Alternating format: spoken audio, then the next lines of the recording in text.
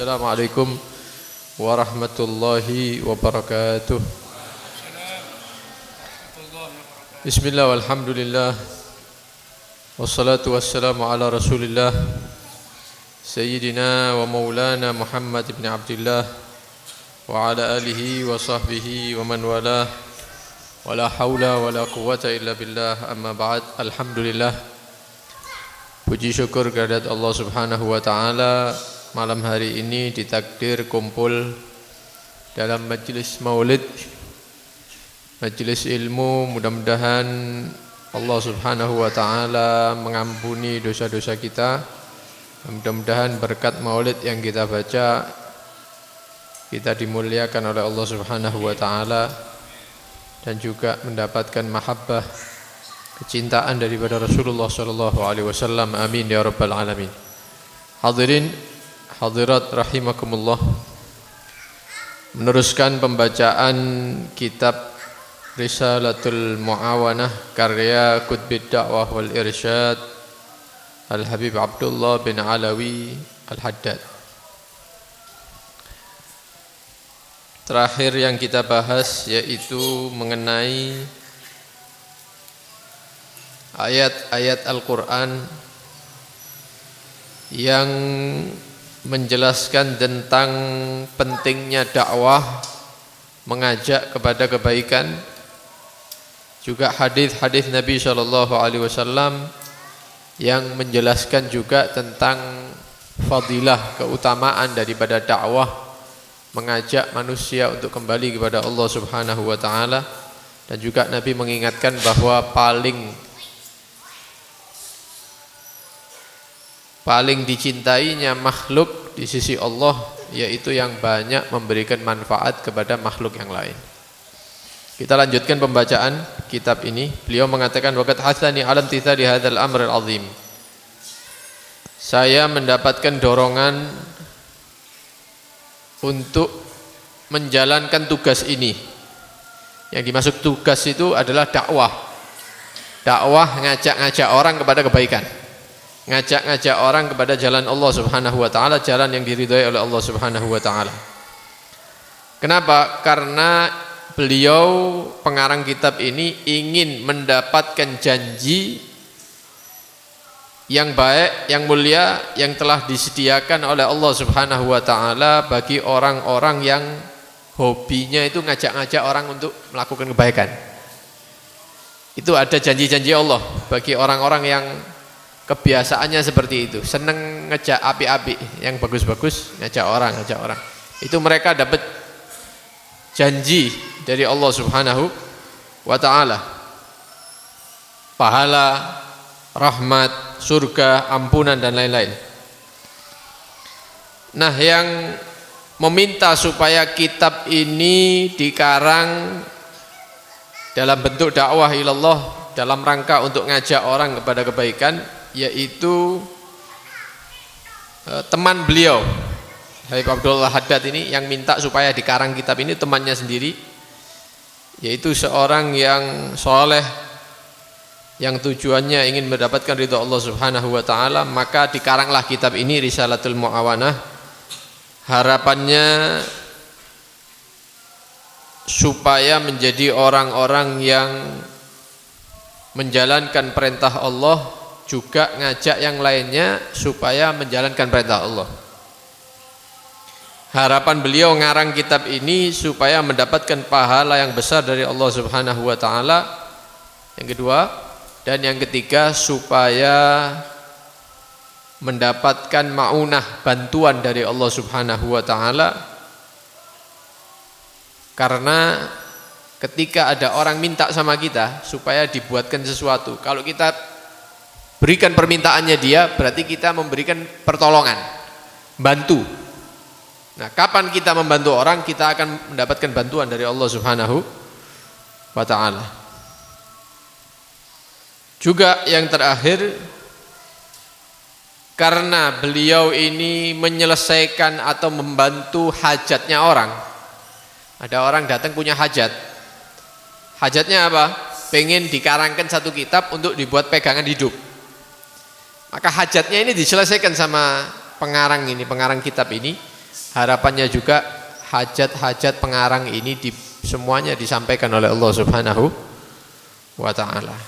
Ini sesuai dengan hadis Nabi sallallahu alaihi wasallam. Nabi sallallahu alaihi wasallam bersabda, "Man kana fi hajati akhihi kana Allahu fi hajatihi." Barang siapa yang ada saudaranya punya hajat, datang, telepon, SMS, WhatsApp dan macam-macam. Ya, perantara kabar sekarang mengabarkan bahwa dia membutuhkan sesuatu. Kemudian diiyakan dan diselesaikan. Ya. Maka kanallahu fi hajatihi. Allah akan menyelesaikan hajat-hajatnya dia.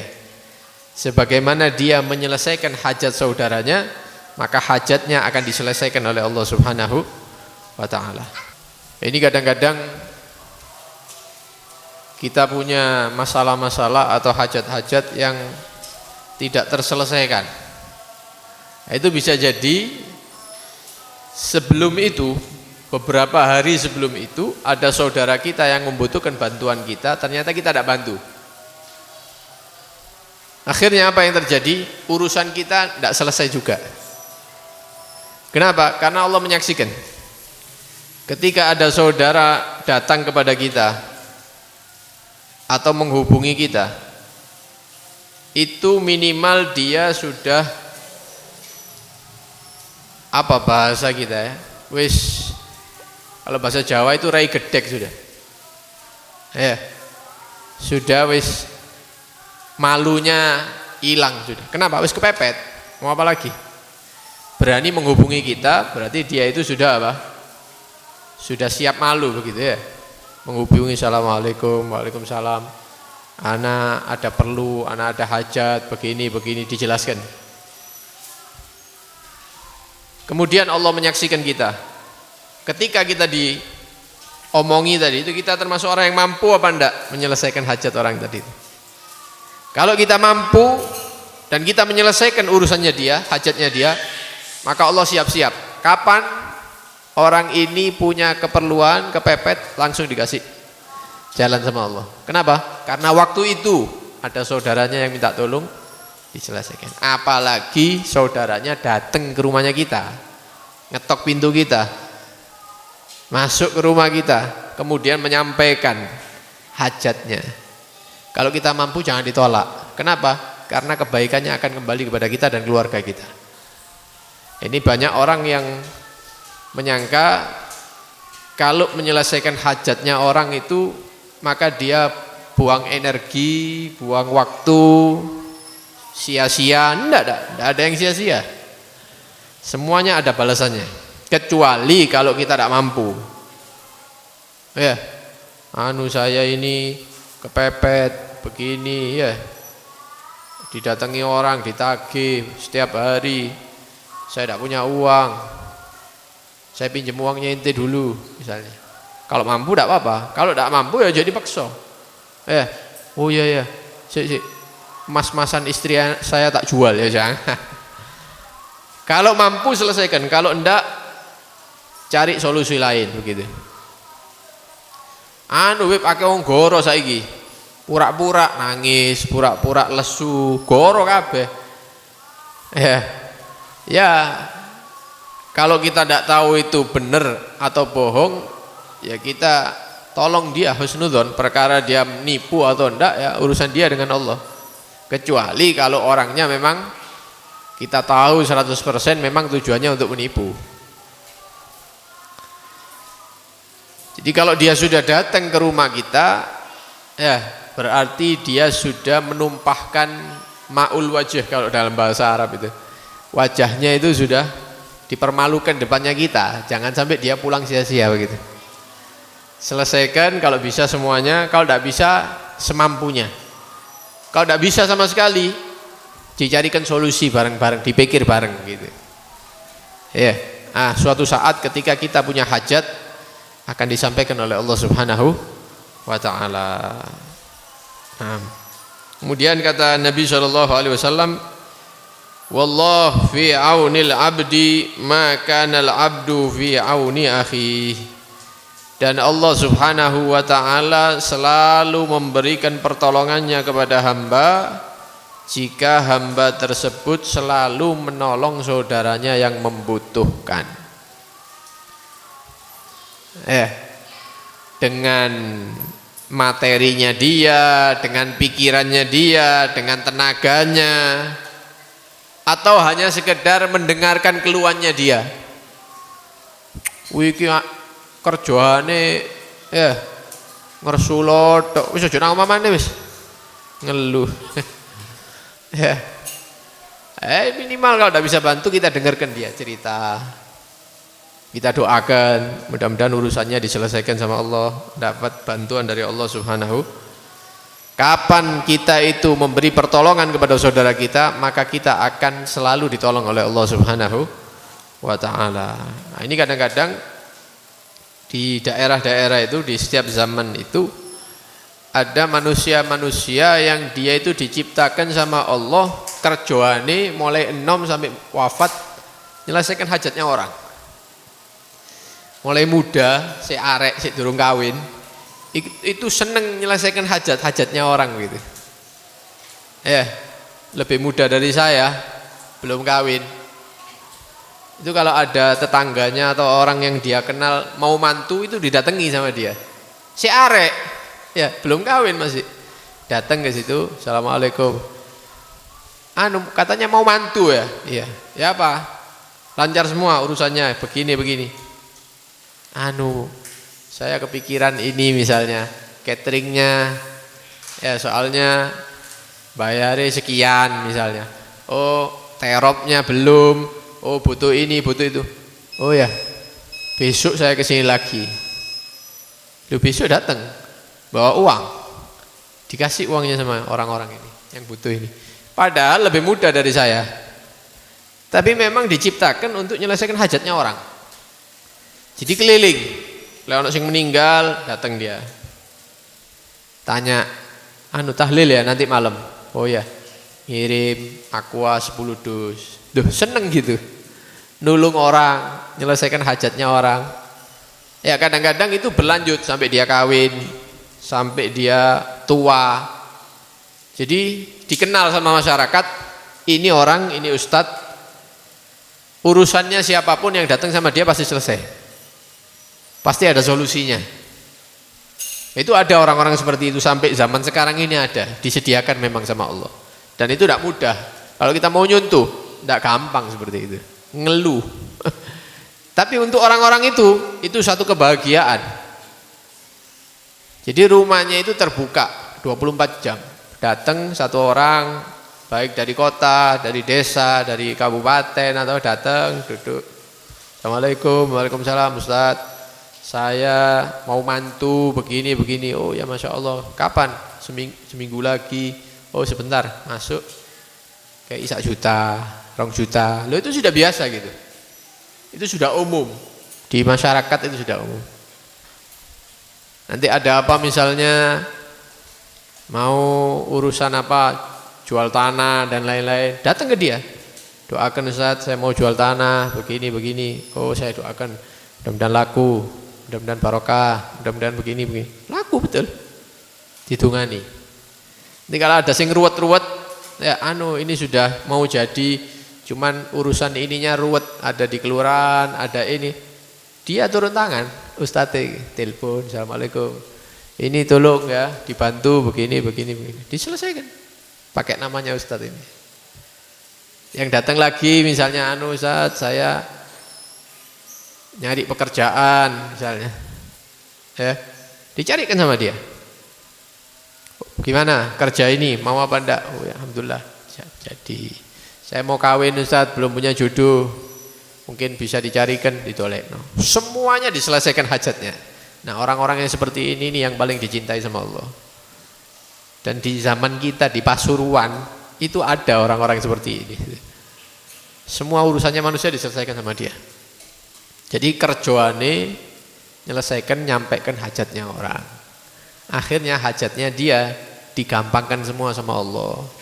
Kepingin duwe madrasah dadi madrasah, kepingin bangun pondok dadi pondoke, kepingin buat asrama baru selesai asramanya, kepingin punya anak-anak yang soleh jadi anaknya orang-orang soleh. Kenapa? Hajatnya orang diselesaikan, hajatnya dia diselesaikan sama Allah Subhanahu wa ta'ala. Kita ini kan kadang-kadang merasa beban berat kalau ada orang yang minta tolong sama kita. Apa meneng urusan duit, ya, urusan utang. Wis zaman saiki wis ora, ya, ndak seperti orang-orang dulu. Orang-orang dulu itu kalau mau memberikan hadiah dan lain-lain itu dipilih orang-orang yang istiqomah tapi keuangannya itu tidak mendukung begitu. Imam masjid, ya, orang-orang yang istiqomah itu dicari. Bukan cari orangnya, tapi cari tahu ke orang lain. Iku fulan itu imam masjid itu gimana? Wano itu apa masih punya tanggungan sama ini sekian. Itu dikasih, diselesaikan. Karena orang-orang yang seperti ini yang memang harus diperhatikan. Kalau sekarang kan sendiri-sendiri, ya hidupnya ini sudah di desa maupun di kota itu sudah hampir sama. Ya mementingkan dia sendiri pribadi, yang lainnya. Mudah-mudahan ya sedikit demi sedikit kita bisa membantu ya saudara-saudara kita yang membutuhkan, terutama sing kepepet itu kasihan ya. Nah, wa ana astaghfirullah wa la aqulu inna niyati fi wad'i hadhihi risalah maksura ala hadhihi al-maqasidil hasanah ad-diniyah. Kata beliau Habib Abdullah Al-Haddad, saya ngarang kitab ini bukan niat yang saya sebutkan itu tadi, ngajak orang kemudian pengen pahala, pengen menjadi orang yang menyampaikan hajatnya saudara, memberikan bantuan saudara. Itu kan niatnya api-api dok itu kan ya. Akhirnya orang menyangka, oh pengarang kitab ini niatnya api-api dok memang gitu. Kata beliau, astagfirullah, enggak. Dalam diri saya ini ada niat-niat yang buruk. Ini termasuk tawadhu ya. Termasuk tawadhu atau merendahnya para ulama. Semakin tinggi derajatnya mereka, semakin menyaksikan kekurangan. Kalau kita kan kurangnya, kayak ngerasa sempurna kan begitu ya. Kalau para ulama itu sebaliknya. Mereka itu sempurna, mendekati kesempurnaan dalam amalnya, ikhlasnya, niatnya, tapi semakin merasa kurang, ya, merasa kurang. Niat saya ini bukan niat yang bagus-bagus ini toh dalam ngalang kitab ini. Di dalam diri saya ini ada syahwat-syahwat yang tersembunyi.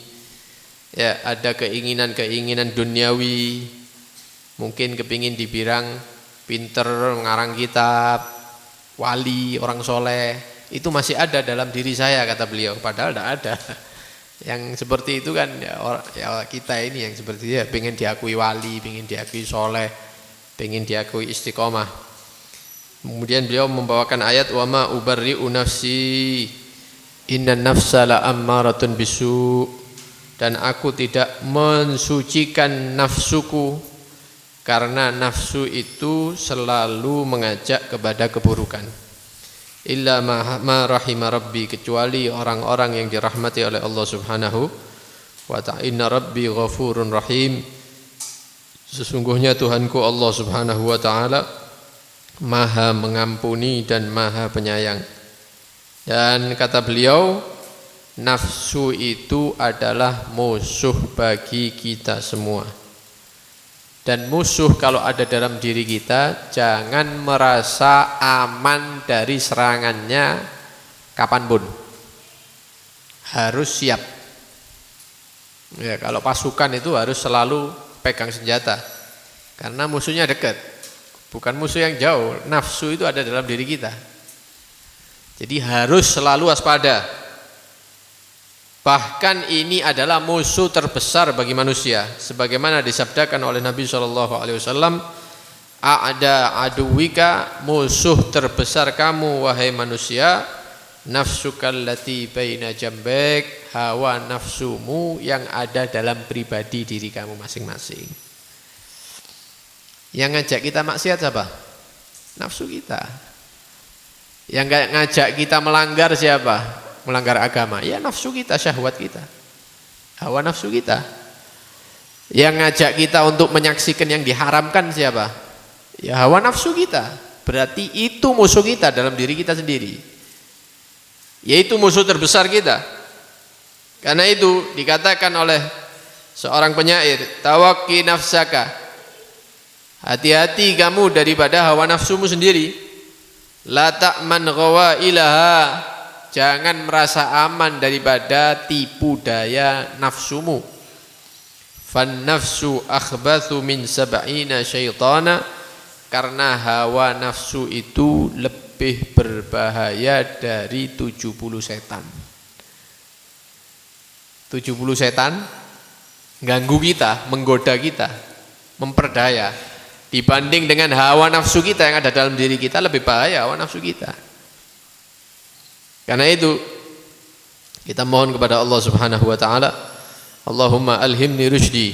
Mudah-mudahan kita selalu diarahkan kepada kebaikan oleh Allah. Wa'idni min syarri nafsi, dilindungi daripada keburukan hawa nafsu kita. Allahumma inni a'udzubika an usyrika bika wa ana a'lam. Dan kita berlindung kepada Allah Subhanahu wa taala tidak sekali-kali kita memusyrikkan, mensekutukan Allah. Wa astaghfiruka lima a'lam, dan apapun pelanggaran-pelanggaran yang tidak kita sadari, mudah-mudahan diampuni oleh Allah Subhanahu wa ta'ala. Amin ya rabbal alamin.